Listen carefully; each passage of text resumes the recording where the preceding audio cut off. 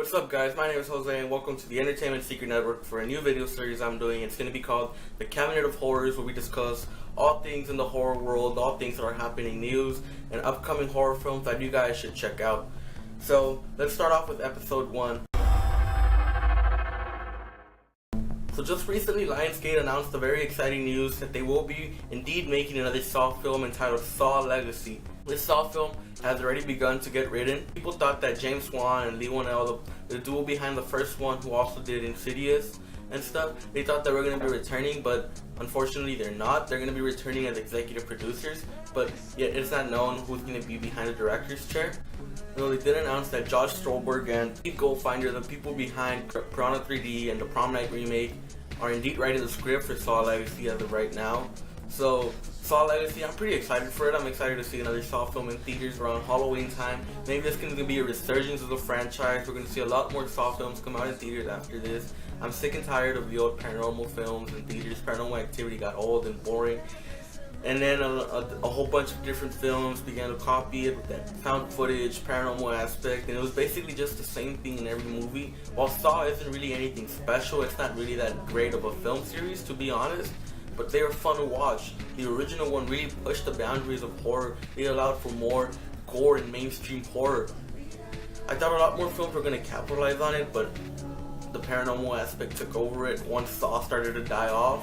But hopefully maybe Saw Legacy pushes the boundaries of horror once more, and it allows room for more gorier, more intense horror films to be released each year. And maybe we'll see more Saw films throughout the years, which would be incredibly fun to see. Like I said, they're incredibly fun to see.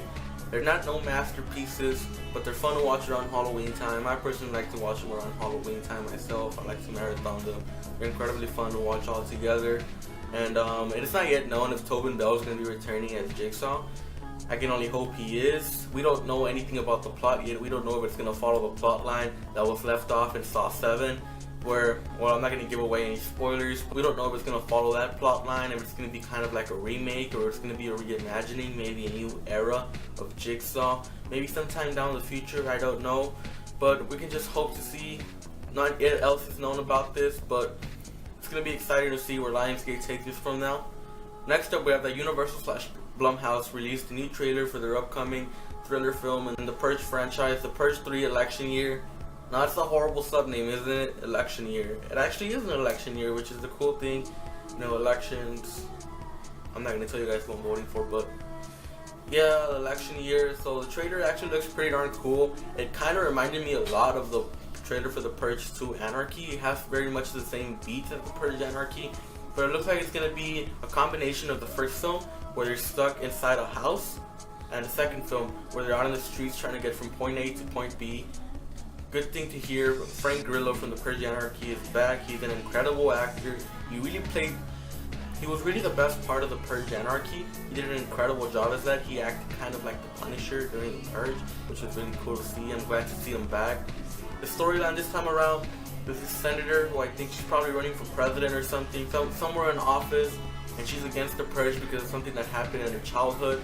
So she's against the Purge, and so basically Frank Grillo is on her personal security detail, and he's bound to protect her during Purge night, and something goes wrong in the house, and they have to be out in the streets and find a way to safety. It all sounds pretty darn interesting. Like I said, some of the masks in here are pretty much some of the coolest masks I've seen in the entire series. That neon Statue of Liberty mask is just amazing. It all looks pretty darn cool. I can't wait to see the Purge election year. Hopefully it's as good as the Purge Anarchy, which was okay. Hopefully it's better than the first Purge, which was really not that great. But we can just hope that the Purge election year is going to be something very special to see this upcoming summer. I'm very excited for it. So it looks great. What can I say? Next up, we had some very early news that Johnny Depp was going to be starring as the Invisible Man in Universal's upcoming remake. So Universal is shaping up this Universal Classic Monster Cinematic Universe in a similar vein that Marvel did their cinematic universe, where all the movies are connected and stuff. They were trying to do that with some of their old classic monsters. I believe it's going to start next year with the release of the Mummy reboot, which just announced also that Tom Cruise is going to be a lead in it, and that Sofia Boutella from Kingsman: The Secret Service was going to play the Mummy. So we're going to have a female Mummy in the Mummy remake. And so the film, The Invisible Man, they just cast Johnny Depp to play the Invisible Man. which is actually pretty darn cool. Johnny Depp is a really good actor. He was really great in Black Mass this year. It's just that he takes the really crappy jobs, really crappy movies most sometimes.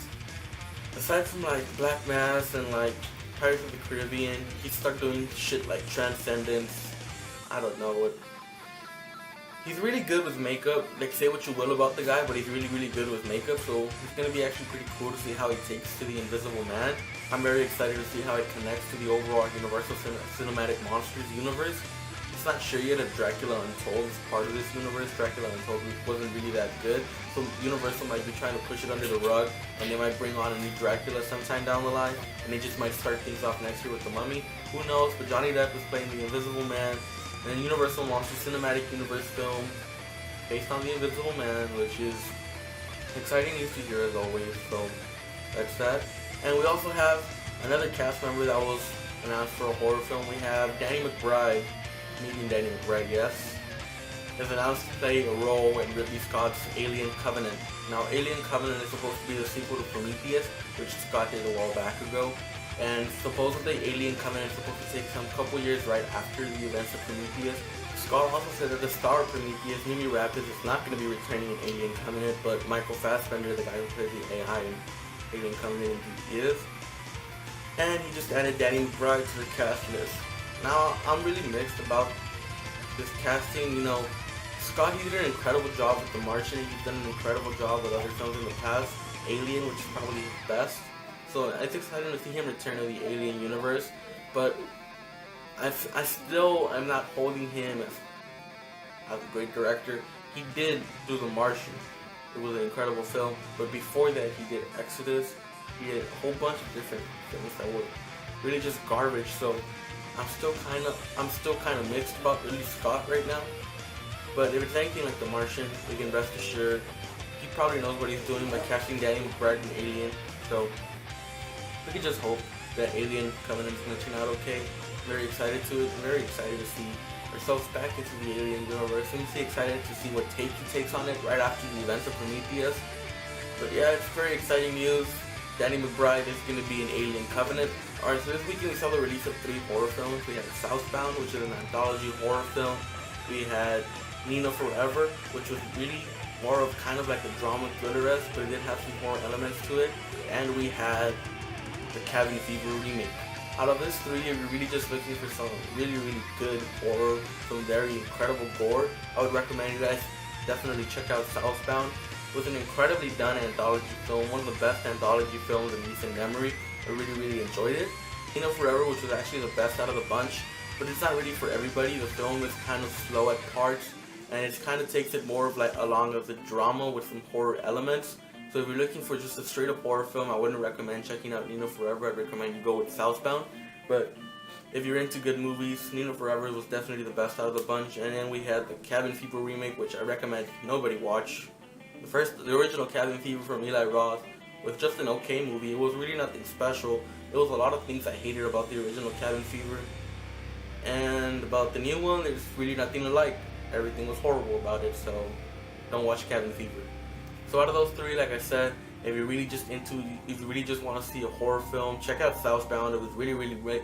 It was really, really well done. If you want to see maybe something deeper, you want to see something with just horror elements in it, go ahead and check out Nina Forever. That was really, really darn good. But don't check out Cabin Fever.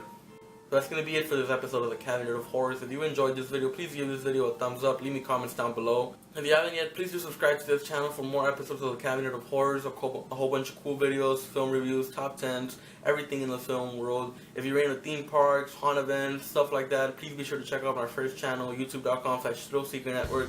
Please be sure to rate my website for news on theme parks, haunt events, and film reviews at thrillseekernetwork.tk. And as always, guys, thank you guys so much for watching, and I'll see you guys on my next video.